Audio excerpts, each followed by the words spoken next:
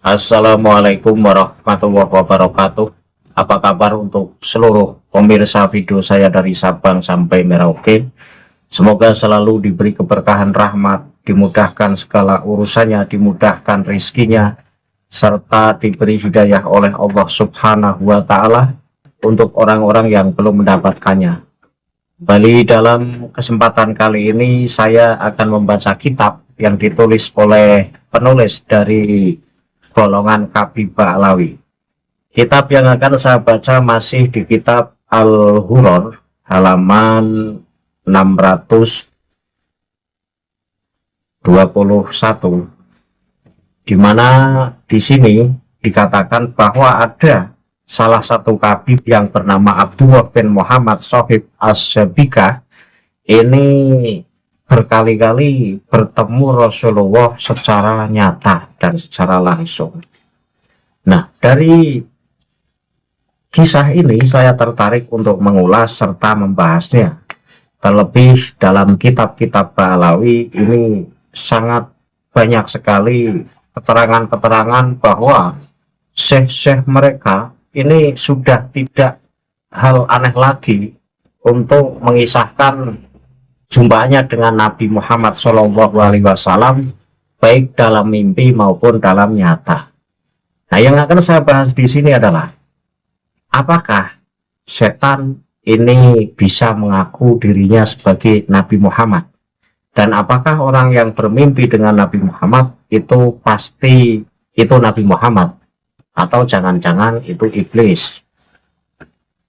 Namun sebelum masuk pada pembahasan itu, untuk seluruh penonton yang belum subscribe channel saya, silahkan tekan tombol subscribe, kemudian like, serta share video ini ke teman-teman agar yang belum tahu menjadi tahu. Yakinlah bahwa munculnya channel ini semata-mata untuk memberi edukasi kepada seluruh muslim di Indonesia agar tidak terjerat oleh doktrin-doktrin sesat yang dilancarkan oleh golongan yang mengklaim dirinya sebagai cucu Rasul dengan mengatasnamakan agama.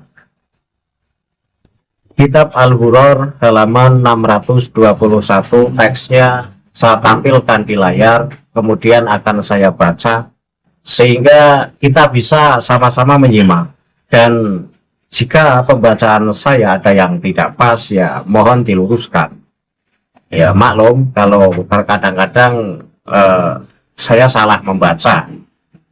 Itulah gunanya kenapa teksnya saya tampilkan. Ini semata-mata di samping penonton bisa ikut menyimak, sekaligus penonton bisa ikut meneliti. Jika pembacaan saya ada yang salah, ya diluruskan. Saya akan langsung membaca teksnya, dan teksnya saya tampilkan di layar. Bismillahirrahmanirrahim. Bainama nahnu wal faqihu Abdullahi al-madhkuru nadufu bil ka'bati al-musyarrafati idqala bi'a'la sawtihi taron nabiya musyahadatan lahu wa dzakara jama'atun kanu yatufuna ma'ahu minhum al-muhbiru as-sayhu as-solihu al-waliyu Abdullah ibnul Faqih Muhammad ibn Ali sahibu aidin annahum sami'u minhu ma sami'ahu walidi min annahu syahidun nabi musyahadatan iyanan maroron muta'adzidatan kasfan nuronian wa yasma'unahu fi hali tawafihi ma hu yaqulu taron nabiyya sallallahu alaihi wasallam. Artinya, ketika kami dan ahli hukum Abdullah yang disebutkan di atas, maksudnya adalah Abdullah bin Muhammad Sohib As-Sabikah. Jadi ketika kami, ini berarti orang banyak. Ketika kami dan ahli hukum yang bernama Abdullah bin Muhammad Sohib As-Sabikah ini melakukan tawaf mengelilingi Ka'bah, kemudian Abdullah bin Muhammad Sohib As-Sabikah itu berkata dengan suara yang keras, kamu lihat Nabi, sambil melihatnya dan menyebut-nyebut sekelompok orang yang tawaf bersamanya. Di antara mereka adalah pemberi kabar atau al-mukbir, yaitu syekh yang soleh, wali Abdullah bin Ali hukum Muhammad bin Ali Sohibu Aidid. Jadi kesimpulan dari cerita ini bahwa Habib Abdullah bin Muhammad Sohib Asyabikah suatu ketika melakukan tawaf bersama banyak orang. Nah, suatu ketika pada saat tawaf tersebut, tiba-tiba Syekh Abdullah bin Muhammad Sohib Asyabikah itu berteriak, "Kamu lihat Nabi, kamu lihat Nabi." Ini mungkin maksudnya gini, apakah kamu melihat Nabi? Apakah kamu melihat Nabi? Karena dirinya merasa melihat Nabi, sehingga apakah penglihatan dirinya ini sama dengan penglihatan banyak orang yang ikut tawaf bersamanya.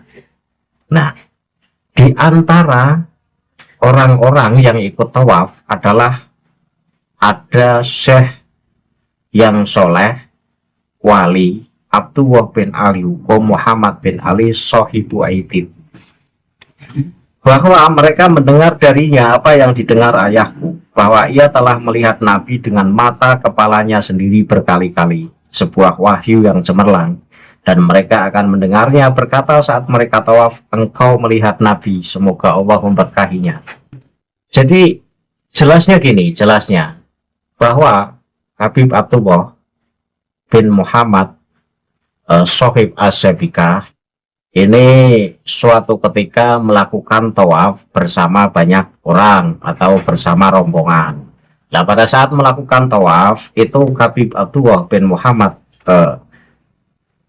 Sohib Asyabikah ini tiba-tiba berteriak, "Kamu melihat Nabi, kamu melihat Nabi." Nah, artinya bahwa dirinya itu melihat Nabi, kemudian berseru kepada orang-orang yang ikut tawaf bersamanya, disuruh agar ikut melihat Nabi. Atau mungkin maksudnya begini, tapi Abdullah bin Muhammad Sohib Asyabikah itu melihat Nabi, kemudian berseru, "Kamu lihat Nabi, kamu lihat Nabi." Ini memberitahu kepada orang-orang yang tawaf ikut bersamanya, apakah mereka juga melihat Nabi. Nah, cerita semacam ini, cerita di mana Habib Abdullah bin Muhammad Sohib Asyabikah ini dikuatkan oleh Syekh yang soleh, wali Abdullah bin Ali Hukum Muhammad bin Ali Sohibu Aidid yang ikut tawaf bersamanya. Dari kesimpulan cerita ini bahwa seringnya Habib-habib Ba'alawi, moyang-moyang Ba'alawi ini seringkali membuat kisah yang kisah tersebut isinya tentang perjumpaan dengan Nabi atau sekedar melihat Nabi baik dalam mimpi maupun dalam nyata. Sementara ulama-ulama lain ini jarang sekali yang mengutarakan apakah dirinya pernah berjumpa dengan Nabi walau dalam mimpi. Ada apa sebenarnya dengan syekh-syekh Habib Ba'alawi sehingga rata-rata syekh-syekh Ba'alawi ini sering mengatakan bahwa dirinya itu pernah bermimpi ketemu Rasulullah, sering bermimpi ketemu Rasulullah dalam mimpi, atau yang lebih naasnya lagi bertemu dalam kondisi nyata. Dan ini tidak hanya satu Habib, banyak dalam kitab-kitab Ba'alawi dijelaskan banyak Habib yang bertemu Rasulullah dalam kondisi nyata.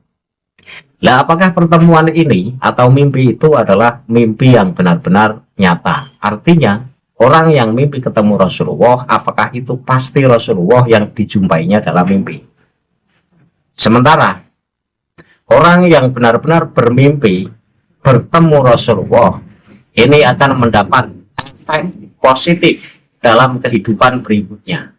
Kita bisa mengambil satu contoh Imam Syafi'i. Imam Syafi'i ini pernah bermimpi berjumpa Rasulullah, kemudian tangannya disuruh menengadah, kemudian Rasulullah meludah di kedua telapak tangan Imam Syafi'i, kemudian Imam Syafi'i disuruh untuk mengusap wajahnya dengan kedua telapak tangan yang sudah diludahi Rasulullah. Apa efek positif dari mimpi tersebut terhadap Imam Syafi'i? Ternyata Imam Syafi'i menjadi orang yang alim, orang yang ahli fikih, bahkan menjadi mujtahid mutlak. Jadi mimpi bertemu Rasulullah saja, dan itu benar-benar Rasulullah yang dijumpai dalam mimpi, ini membawa efek positif terhadap si pemimpinya. Lah sedangkan para Kabib-Kabib Ba'alawi atau syekh-syekh dari Kabib Ba'alawi ini seringkali mengatakan mimpi bertemu Rasulullah, seringkali mengatakan berjumpa dengan Rasulullah secara langsung, tetapi tidak membekas dalam kehidupannya. Mereka suka bohong, mereka suka membuat kisah-kisah palsu dan khurafat. Ini menandakan bahwa mimpi-mimpi mereka adalah mimpi-mimpi yang palsu. Bisa jadi jika mimpi beneran pun itu mimpi yang menjumpai itu iblis yang mengaku Rasulullah, atau tidak mimpi tapi ngaku-ngaku mimpi. Dan Rasulullah sangat mengancam orang-orang yang sebenarnya tidak mimpi bertemu Rasulullah, tetapi menceritakan bahwa seakan-akan dirinya bermimpi ketemu Rasulullah. Karena orang yang tidak pernah mimpi berjumpa Rasulullah, tetapi mengaku dirinya mimpi bertemu Rasulullah, tentu punya maksud buruk. Di antaranya untuk melegitimasi, di antaranya untuk menguatkan bahwa dirinya agar dianggap sebagai orang alim, orang suci, atau bahkan biar dianggap sebagai cucu Rasul beneran, atau untuk mempopulerkan diri dengan menceritakan bahwa dirinya itu pernah bermimpi Rasulullah. Orang awam akan menganggap bahwa Anda hebat, Anda berarti orang yang luar biasa. Karena memang orang yang bermimpi benar-benar berjumpa Rasulullah ini tentu bukan orang biasa. Jika memang yang dijumpai dalam mimpi itu benar-benar Rasulullah. Dan orang yang bermimpi Rasulullah, benar-benar bermimpi ketemu Rasulullah pun akan menjadikan orang tersebut lebih baik dalam kehidupan berikutnya. Artinya mimpi bertemu Rasulullah saja membawa efek positif kepada si pemimpinya. Kemudian tadi saya ngomong bahwa bisa saja mimpi Rasulullah tetapi itu iblis yang dijumpai dalam mimpi. Padahal dalam hadis kan ada bahwa iblis ini tidak bisa menyerupai Rasulullah. Iya, betul.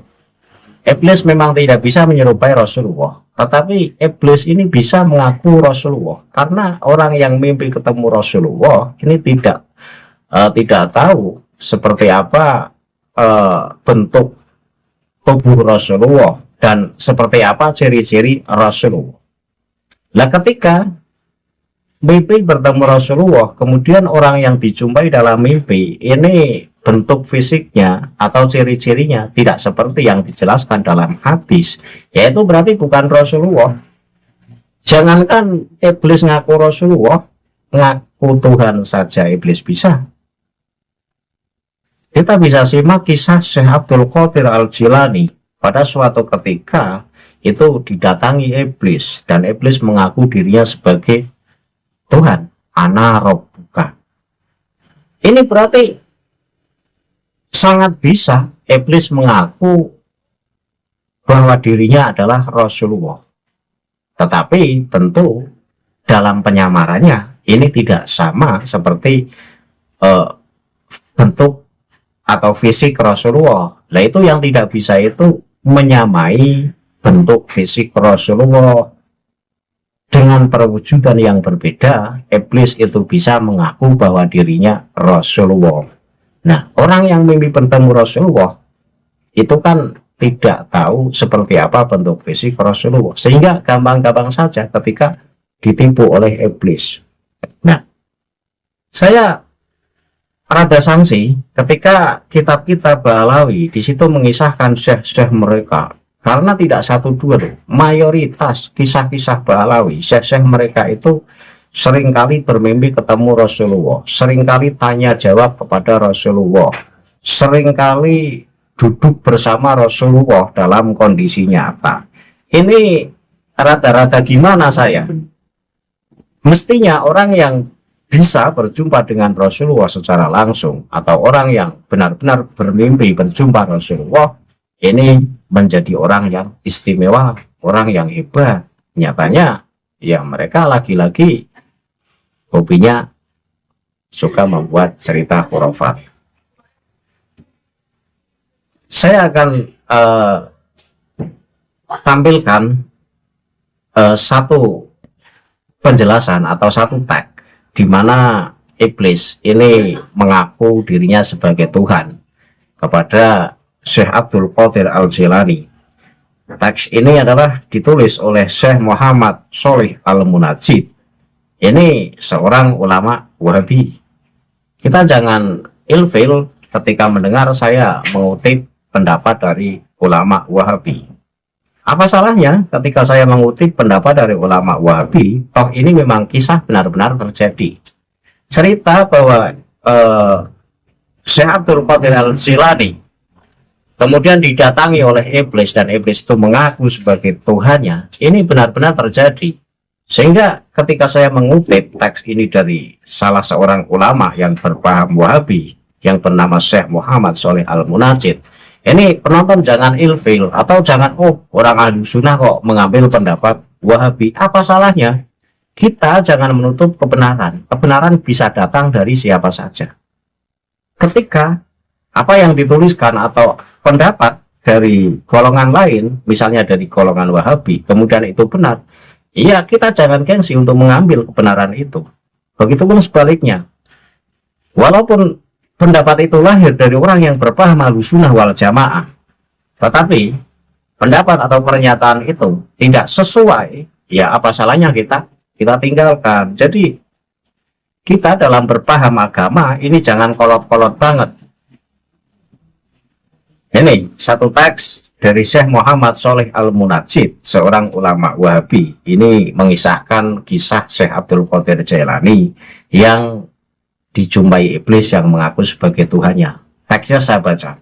Waqatu waqa'a a'dhamu min dzalika li-Syekh Abdul Qadir Al-Jilani rahimahullahu haitsu ra'a jalisan ala arsin bainas sama'i wal ardi yaqulu lahu ana rabbuka faqala ihsa'atu wallahi innaka iblisun faqala kaifa arafta inni iblisun qala li anna allaha azza wa jalla la narahu fid dunya hatta namut wali annaka qulta ana rabbuka walam tajru an taqula ana Allah.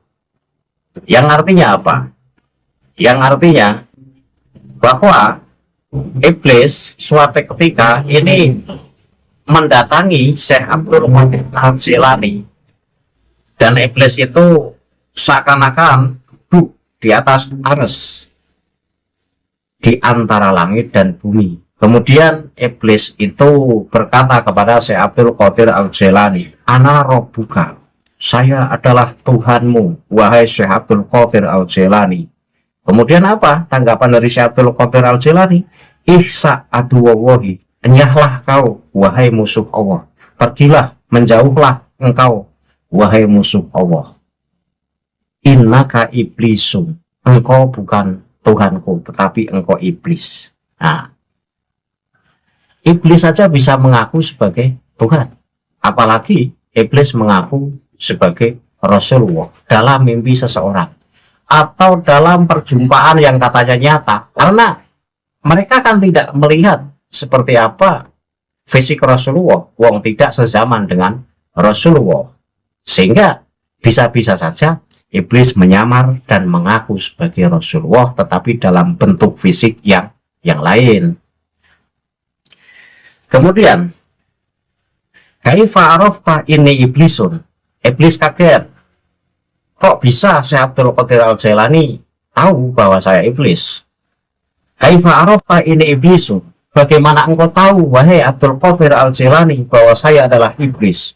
Kemudian dijawab oleh Syekh Abdul Qadir Al-Jailani, qala li annallaha azza wa jalla la narahu fid dunya hatta namut, karena sesungguhnya Allah Ta'ala ini saya tidak akan pernah menjumpai Allah di dalam dunia sampai saya meninggal. Jadi jelas bahwa Allah tidak akan pernah dijumpai di dalam dunia sampai nanti kita meninggal. Wali annaka kulta anna rabbuka walam tajru antakula anallah. Dan pernyataan dari Syekh Abdul Qadir Al-Jailani lagi untuk menguatkan bahwa itu iblis, Anda iblis, bukan Tuhanku. Engkau mengatakan ana rabbuka, saya adalah Tuhanmu. Dan engkau tidak berani mengatakan ana Allah. Jadi iblis tidak berani mengaku bahwa dirinya Allah, tetapi iblis hanya mengaku saya Tuhanmu.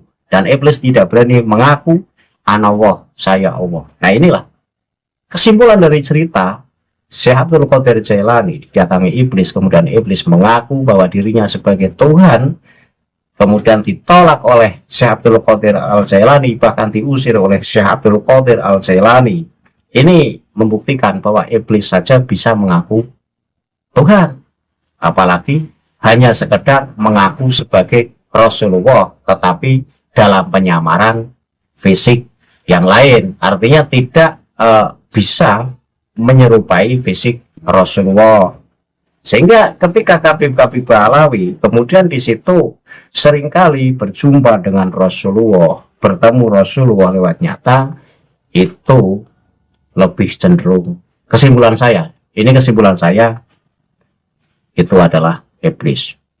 Karena bukan orang sembarangan yang mimpi bertemu Rasulullah, bukan orang sembarangan. Dan sekali lagi, efek dari si pemimpi yang benar-benar bertemu Rasulullah itu tentu efeknya luar biasa dalam kehidupan mereka berikutnya, dalam kehidupan sehari-hari setelah mimpi benar-benar dijumpai Rasulullah dalam mimpi. Kemudian dilanjutkan pernyataan dari Syekh Sholeh Al-Munajjid, teksnya sebagai berikut. Ama ayatiya asyaitonu fi suratin ukhra sawa'un fil yaqadati au fil manami summa yakwibu wa yakulu inni Rasulullahi sallallahu alaihi wasallam fahadha minal kidbi wa laysa hiya ru'yatun nabi sallallahu alaihi wasallam. Artinya, jika setan datang dalam wujud lain, artinya setan ini datang dalam wujud lain, tidak menyerupai fisik Rasulullah, baik ketika terjaga maupun dalam mimpi, lalu ia berdusta dan berkata, aku adalah Rasulullah, maka ini adalah dusta, dan itu bukanlah melihat Nabi, tetapi itu adalah tipuan iblis. Jadi bisa ketika iblis datang dalam wujud yang lain, ini menurut pendapat Syekh Munajjid, ketika iblis menjumpai seseorang baik dalam nyata ataupun dalam mimpi, kemudian iblis itu mengaku bahwa dirinya Rasulullah, tetapi dalam perwujudan yang lain, artinya fisiknya itu tidak bisa menyerupai fisik Rasulullah, ini bisa-bisa saja. Nah, berarti perjumpaan yang katanya dengan Rasulullah baik dalam mimpi maupun dalam nyata, yaitu hakikatnya ditipu iblis. Yang menjumpai itu iblis, bukan Rasulullah yang sesungguhnya, hanya iblis yang mengaku-ngaku Rasulullah. Ini bisa-bisa saja terjadi. Yang tidak bisa ditipu oleh iblis, itu iblis tidak bisa menyerupai bentuk fisik Rasulullah, akhlak Rasulullah, dan hal-hal istimewa yang ada pada diri Rasulullah. Itu iblis tidak bisa membajaknya atau tidak bisa menyamai atau menyerupai. Tetapi ketika iblis itu mengaku dirinya sebagai Rasulullah, kemudian dalam bentuk fisik yang lain, itu mungkin saja. Makanya orang yang mimpi bertemu Rasulullah, ini ya harus dikoreksi dan diteliti dulu apakah mimpinya itu benar-benar dijumpai Rasulullah atau itu iblis yang mengaku sebagai Rasulullah. Ya, orang mimpi ketemu Rasulullah berkali-kali tetapi kelakuannya buruk, ya ini ya berarti yang menjumpai dalam mimpi ya bukan Rasulullah. Masa iya orang yang sudah mimpi ketemu Rasulullah kemudian dari mimpinya itu tidak membawa berkah kepada si pemimpinya, ya saya tidak percaya. Itu saja yang bisa saya sampaikan. Intinya saya mengkritisi kitab-kitab Ba'alawi di mana kitab-kitab Ba'alawi ini banyak banget kisah-kisah syekh-syekh mereka ini dijumpai Rasulullah dalam mimpi atau dalam nyata. Sementara ulama-ulama yang masyhur, yang terkenal, yang tinggalan karyanya banyak, ini jarang sekali mengisahkan pertemuannya dengan Nabi. Wong yang Imam Syafi'i saja kan ketemu Rasulullah dalam mimpi. Tangannya diludahi Rasulullah, kemudian disuruh mengusap wajahnya yang sudah ada ludah Rasulullah saja. Itu membawa berkah yang luar biasa kepada Imam Syafi'i. Menjadi orang alim dan mujtahid mutlak. Bagaimana Syekh-Syekh Ba'alawi yang seringkali bertemu Rasulullah kemudian biasa-biasa saja dan cenderung menjadi pembohong? Ya mana saya percaya? Saya tidak percaya. Dua kemungkinan yang saya simpulkan, bisa jadi cerita-cerita mimpi ketemu Rasulullah atau bertemu Rasulullah itu hanya cerita karangan, atau jika memang benar-benar mimpi itu ada dan terjadi, bisa jadi yang menjumpai dalam mimpi atau dalam kondisi nyata itu adalah iblis yang mengaku sebagai Rasulullah. Semoga penonton paham dan penonton bisa mengerti apa yang saya sampaikan, bahwa orang yang mimpi berjumpa Rasulullah ini mimpinya harus dikoreksi dan diteliti. Karena orang yang benar-benar mimpi dijumpai Rasulullah itu membawa berkah yang luar biasa kepada si pemimpinya. Akhirul kalam, billahi taufiq wal hidayah. Wassalamualaikum warahmatullahi wabarakatuh. Salam waras untuk seluruh muslim di Indonesia.